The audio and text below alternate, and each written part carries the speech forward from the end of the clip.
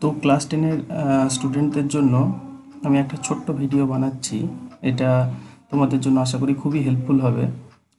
তো এখানে তোমাদের যে একদম শেষ চ্যাপ্টার রয়েছে অর্থাৎ ত্রিকোণমিতির হাইট অ্যান্ড ডিস্টেন্স, ওইখানে অনেকের কিছু প্রবলেম থেকে থাকে, সেই জিনিসগুলোকে একটুখানি দূর করার চেষ্টা করব।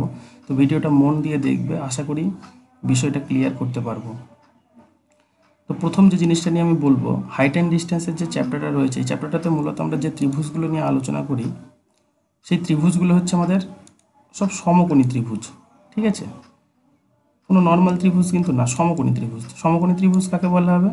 যে ত্রিভুজের ক্ষেত্রে একটা কোণ সমকোণ হবে, অর্থাৎ ওই ত্রিভুজের একটা কোণ কত হবে? 90 ডিগ্রি। যেমন ছবিতে আমি একটা সমকোণী ত্রিভুজ অঙ্কন করার চেষ্টা করছি। দেখো, এই ত্রিভুজটার ক্ষেত্রে এই কোণটা আমাদের কি 90 ডিগ্রি, তাই না?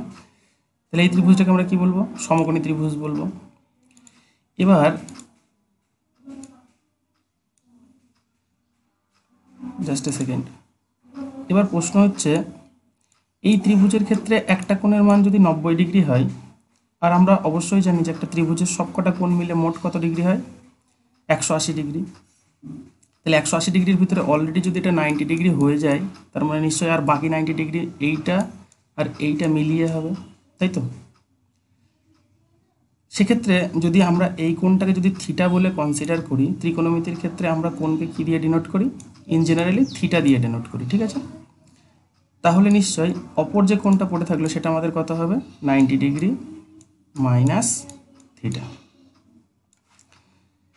এখন প্রশ্ন হচ্ছে, আমি পাশে আরেকটা ছবি এঁকে নিচ্ছি, তাহলে তোমাদের ব্যাপারটা আরেকটু ক্লিয়ার হবে। সবার প্রথমে তোমাদের বুঝতে হবে যে কোনো একটা সমকোণী ত্রিভুজের ক্ষেত্রে কোনটিকে আমি লম্ব ধরবো, কোনটিকে আমি ভূমি ধরবো, আর কোনটিকে আমি অতিভুজ ধরবো। নর্মালি এই যে ত্রিভুজটা আমি ড্র করলাম, এই ত্রিভুজটার ক্ষেত্রে স্টুডেন্টদের কোনো প্রবলেম থাকে না, কিন্তু যখনই একটুখানি ফিগারটা চেঞ্জ করে দেওয়া হয় তখনই কিন্তু সমস্যা শুরু হয়। যেমন আমি আরও যদি আরেকটা ফিগার যদি ড্র করি, যেমন ধরো একটা ছবি রয়েছে, এরকম থাকলো, এরকম থাকলো, এরকম থাকলো। আবার ধরো দেওয়া রয়েছে, এরকম রয়েছে, এরকম রয়েছে,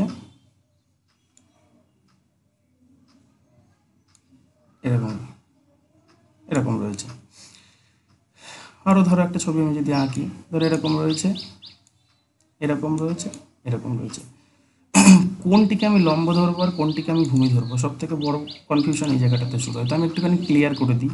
শোনো, লম্ব আর ভূমিটা তুমি যে কোণ ধরবে সেই কোণের সাপেক্ষে সবসময় ধরতে হয়। অর্থাৎ কি বলতে চাইছি, ধরো এই ছবিটার ক্ষেত্রে যদি আমি কনসিডার করি, জাস্ট আমি একটুখানি নাম দিয়ে নিচ্ছি, এটা হচ্ছে এ, এটা হচ্ছে বি, আর এটা হচ্ছে আমাদের সি। এই এবিসি ত্রিভুজটার ক্ষেত্রে একটা কোণ দেখো, যেহেতু আমরা সমকোণী ত্রিভুজ বললাম, এই কোণ একটা যে কোনো একটা কোণ সবসময় আমাদের কী হবে? 90 ডিগ্রি। যেমন এই ত্রিভুজটার ক্ষেত্রে এই কোণটা 90 ডিগ্রি, তোমরা দেখেই বুঝতে পারছো। এই ত্রিভুজটার ক্ষেত্রে এইটা হচ্ছে 90 ডিগ্রি, এই ত্রিভুজটার ক্ষেত্রে এইটা আমাদের কী হচ্ছে? 90 ডিগ্রি। এই ত্রিভুজটার ক্ষেত্রে কী হচ্ছে? এই কোণটা হচ্ছে আমাদের 90 ডিগ্রি, তাই তো? অর্থাৎ সমকোণী ত্রিভুজ যেহেতু আমি নিচ্ছি, সেহেতু আমাদের একটা কোণ সবসময় কত হচ্ছে? 90 ডিগ্রি। বাকি যে দুটো কোণ থাকলো তার ভিতরে তুমি যে কোণটাকে কনসিডার করবে, অর্থাৎ যে কোণটাকে তুমি ধরে নেবে, সেই কোণটার উপরে ভিত্তি করেই তোমাদের কোনটা লম্ব হবে আর কোনটা ভূমি হবে সেটা ডিপেন্ড করবে। যেমন আমি যদি এই এবিসি ত্রিভুজটার ক্ষেত্রে দেখাই, একটুখানি মন দিয়ে দেখবে। সেখানে আমি কালারটা একটু চেঞ্জ করে নিই, তাহলে ভালো বুঝতে পারবে। ধরো এই কোণটাকে আমি থিটা ধরলাম, এই কোণটাকে যদি আমি থিটা ধরি, তোমরা জাস্ট খেয়াল করবে ঠিক এই কোণটার অপোজিট সাইডে কোন বাহুটা রয়েছে। তাহলে এই কোণটার অপোজিট সাইডে কোন বাহুটা রয়েছে? এই বাহুটা রয়েছে। তাহলে এই কোণের অপোজিট সাইডে যে বাহুটা রয়েছে অর্থাৎ এবি বাহু, এইটাকে আমরা বলবো লম্ব। আশা করি বোঝাতে পারলাম। তাহলে আমরা যে কোণটাকে কনসিডার করব থিটা হিসাবে, তার অপোজিট সাইডে যেটা থাকবে তাকে বলবো আমরা লম্ব। আর ঠিক লম্ব যেটা হবে তার সঙ্গে 90 ডিগ্রিতে যে বাহুটা আমাদের থাকবে, অর্থাৎ এইটা আমাদের দেখো, এবিটা হচ্ছে আমাদের এখানে যেহেতু লম্ব, এবির সঙ্গে 90 ডিগ্রি অ্যাঙ্গেল করে কোনটা রয়েছে? এইটা আমাদের 90 ডিগ্রি হচ্ছে এই জায়গাটা। তাহলে এর সঙ্গে 90 ডিগ্রিতে দেখো আমাদের এই বিসিটা রয়েছে। তার মানে এই বিসি বাহুটাকে আমরা কি বলবো?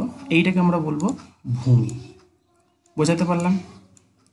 অর্থাৎ এখান থেকে আমি কি বলতে পারি, যে আমি যে অ্যাঙ্গেলটাকে থিটা ধরবো তার অপোজিট সাইডে যেটা থাকবে সেটা হবে আমাদের লম্ব, আর তার সঙ্গে 90 ডিগ্রি অ্যাঙ্গেল করে যেটা থাকবে সেটা হবে আমাদের ভূমি। ঠিক একইভাবে যদি এই ত্রিভুজটার ক্ষেত্রে আসি, ধরো কেউ এই অ্যাঙ্গেলটাকে থিটা ধরলো, তো এই অ্যাঙ্গেলটাকে যদি থিটা ধরো, এই অ্যাঙ্গেলের অপোজিট সাইড কোনটা? এইটা হচ্ছে এই অ্যাঙ্গেলের অপোজিট সাইড, তখন এইটা আমাদের কি হয়ে যাবে? লম্ব। আর এর সঙ্গে 90 ডিগ্রিতে যেটা রয়েছে এইটা, তাহলে এটা আমাদের কি হয়ে যাবে? ভূমি। বোঝা গেল? এবার ধরো সিমিলার টাইপের এই ছবিটার সঙ্গে দেখো এটার অনেক অংশে মিল রয়েছে। এবার ধরো এই ছবিটার ক্ষেত্রে কেউ এই অ্যাঙ্গেলটাকে থিটা ধরলো, তাহলে এই অ্যাঙ্গেলটাকে যদি কেউ থিটা ধরে, এর অপোজিট সাইডে কোনটা রয়েছে? এইটা, তাহলে এইটা তখন কি হবে আমাদের? লম্ব। আর এর সঙ্গে 90 ডিগ্রিতে যেটা থাকবে এটাকে আমরা কি বলবো? ভূমি। ঠিক একইভাবে যদি এই ছবিটাকে ধরো, তুমি যে কোনটাকে থিটা ধরবে, ধরো এই কোনটাকে তুমি থিটা ধরলে, এই কোনটাকে যদি থিটা ধরো, তাহলে ঠিক এর অপোজিট সাইডে যেটা থাকবে এইটাকে আমরা কি বলবো? লম্ব। বাকি যেটা পড়ে থাকলো আমাদের কি হবে? ভূমি। জাস্ট এ সেকেন্ড, এটা আমাদের কি হবে? ভূমি। তাহলে লম্ব আর ভূমি যখন তুমি পেয়ে যাচ্ছ, বাকি যে আরেকটা সাইড পড়ে থাকলো এইটাকে আমরা কি বলবো? লম্ব আর ভূমি ছাড়া আরেকটা যে বাহু থাকে তাকে আমরা কি বলবো? অতিভুজ। অতিভুজ। আশা করি লম্ব, ভূমি এবং অতিভুজ পুরোপুরি ক্লিয়ার করতে পারলাম।